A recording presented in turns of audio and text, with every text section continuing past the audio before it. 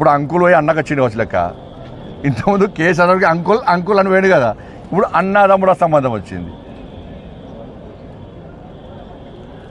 ఇప్పుడు మొదటిదానికి ఏమన్నారు వీళ్ళు ఎంఏ పట్టలు, వాళ్ళు గోడ మీద పిల్లలు, ఇటు పడితే ఇటు దుంకుతారు, ఇటు పడితే ఇటు. అధికారులు ఇవ్వాలి ఉంటే వాళ్ళకి కొమ్మేస్తారు. మొదటిదాకా కేసీఆర్ అంకుల్ చాలా మంచోడు, ఇంద్రుడు చంద్రుడు అనే.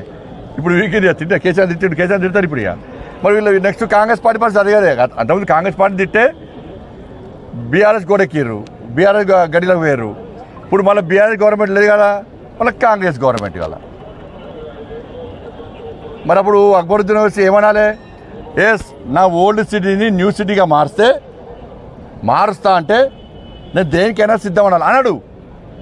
నా హాస్పిటల్ బాగా నడవాలి, నా వ్యాపారాలు మంచిగా జరగాలి, నేను చేసే కబ్జాలు బాగుండాలి, ఓట్స్లో కూడా ట్యాక్సులు కట్టద్దు, ట్యాక్సులు కట్టే ఆఫీసర్లు వస్తే కొట్టాలి, కొట్టిన ఎవరు కేసు పెట్టద్దు.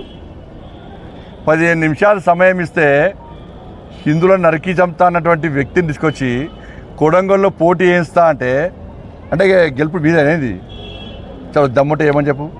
మేమందరం కూర్చొని నిర్ణయించుకొని, మా పార్టీని నిర్ణయించుకొని కొడంగల్లో గిట్లా అక్బరుద్దీన్ వేసి పోటీ చేస్తే డిపాజిట్ రాకుండా చేసే బాధ్యత మాది.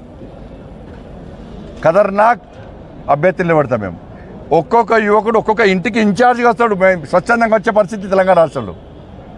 ఒక్కొక్క యువకుడు కొడంగల్లో ఒక్కొక్క ఇంటికి ఇన్ఛార్జ్గా వచ్చి డిపాజిట్ రాకుండా చేస్తాం మేము.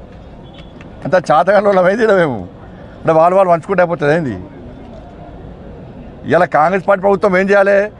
అంతకుముందు ఓవైసీ అక్బరుద్దీన్ చేసిన వ్యాఖ్యలు వాస్తవము, మీడియా కూడా చూపెట్టింది.